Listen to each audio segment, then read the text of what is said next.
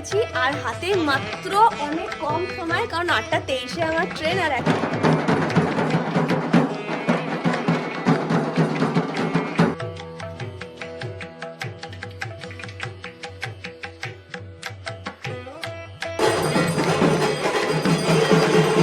যে ব্লগটা কন্টিনিউ করেছিলাম সেই ব্লগটা না একদম মেসি ব্লগ হয়ে গেছে। আমি সেরকম করে কিছুটা শেয়ার করতে পারিনি। আমি শুধু বলেছিলাম যে আমি একটা জায়গায় যাচ্ছি। আমি গিয়েছিলাম নবদ্বীপে। মর্নিং ডিডি স্কোয়ার, আশা করি তোমরা সকলে ভীষণ ভালো আছো আর আমিও খুব ভালো আছি। আজকের তারিখ হচ্ছে 15 নভেম্বর আর এখন ঘড়িতে বাজে হচ্ছে 7:43, সরি 7:43।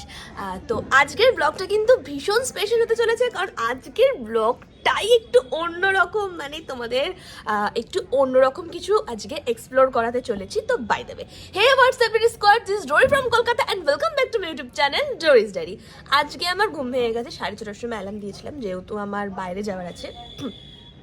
আমি যাবো একটা জায়গায়, সো কোথায় যাবো সেটা তোমাদেরকে পরে বলছি। তার আগে একটা কথা বলে রাখি, 6:30টার সময় উঠেছিলাম। আর তোমরা যারা যারা আমার ক্লোজ, মানে যারা যারা আমাকে চেনো পার্সোনালি, তারা তারা জানো যে আমি গান গাইতে ভীষণ ভালোবাসি। তো সকালবেলা উঠে আমি গান শুনছিলাম। তো এরকম একটা ইনস্টাগ্রামে পেজ ঘাটছিলাম, তো একটা ইনস্ট্রুমেন্ট পেজ এসছে।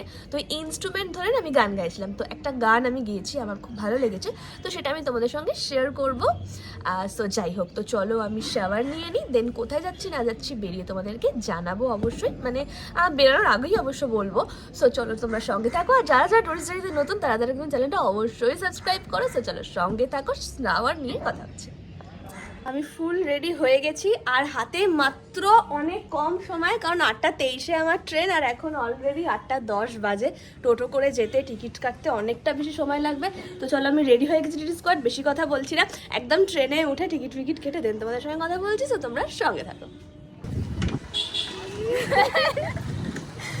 মদন লাগছে। মানে তোমাদেরকে বলেছিলাম যে কোথায় আসছি, আমরা আজকে এসেছি হচ্ছে কোথায়, কিছু বলতে পারছি না কেন সাইকেলে ব্রেক নেই। আমি সেদিন রাজ দেখতে চলে গিয়েছিলাম সুনির বাড়ি, আর আমাকে ভয়েস ওভার দিতে হচ্ছে। কেন ভয়েস ওভার দিতে হচ্ছে ফুল ব্লগটা ওয়াচ করো, তাহলেই বুঝতে পারবে। Good morning DD square. তোমরা এখন কেন গুড মর্নিং বলছি সেটা ভেবে খানিকটা অবাকই হচ্ছ, কারণ আমি যে ব্লগটা কন্টিনিউ করেছিলাম সেই ব্লগটা না একদম মেসি ব্লগ হয়ে গেছে। আমি সেরকম করে কিছুটা শেয়ার করতে পারিনি। আমি শুধু বলেছিলাম যে আমি একটা জায়গায় যাচ্ছি। আমি গিয়েছিলাম নবদ্বীপে। আমি সুনির বাড়িতে গেছিলাম রাস, মানে রাসের জন্য, কিন্তু আমার একদম আইডিয়াই ছিল না যে ওখানে রাসে এতটা পরিমাণ ক্রাউড হয়, এতটা পরিমাণ ভিড়, গান বাজনা সব কিছু মিলিয়ে একটা অন্যরকমই জায়গা সৃষ্টি হয়েছিল। মানে ভীষণ সুন্দর, ভীষণ সুন্দর। তো সেই জন্য ব্লগটা একদম মেসি ব্লগ হয়ে গেছে। আমি গিয়েই তোমাদের সাথে সেরকম করে সব ফুটেজ শেয়ার করতে পারিনি, কারণ আমার না ভয়েস ওভারের ব্লগ খুব একটা পছন্দ না। তো সেই জন্য আমি কোনো ফুটেজ নিইনি। তো মেনলি যেটা বলে রাখি সেটা হচ্ছে আমি রাসে গেছিলাম, ওখানে রাস দেখতে আমাকে ইনভাইট করেছিল ওরা। তো আমি রাসে গেছিলাম রাস দেখতে, রাসও দেখেছি।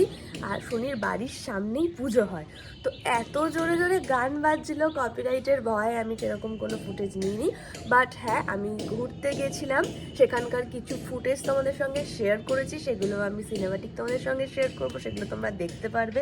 আর মেনলি নবদ্বীপে যে রাসটা এত বড় করে পালন করা হয় আমি জানতাম না, মানে সমস্ত ধরনের ঠাকুরের পুজো হয়, সমস্ত ধরনের।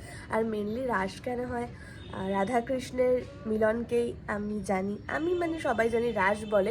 তো সেখানে 33 কোটি দেবতা প্রেজেন্ট ছিল, তো ওই জন্যই রাসটা মেনলি পালন করা হয়, ওই মিলনের জন্য, রাধাকৃষ্ণের মিলনের জন্য। আর সেখানে সমস্ত ঠাকুররা থাকবে, সব ঠাকুর আছে, সব ঠাকুর। আমি সব কিছুই তোমাদের সঙ্গে শেয়ার করেছি, মায়ের আসা থেকে শুরু করে মায়ের বাড়ি যাওয়া অবধি। তো যাই হোক, তোমরা সেগুলো দেখতে থাকো, দেন আমার কথা হচ্ছে।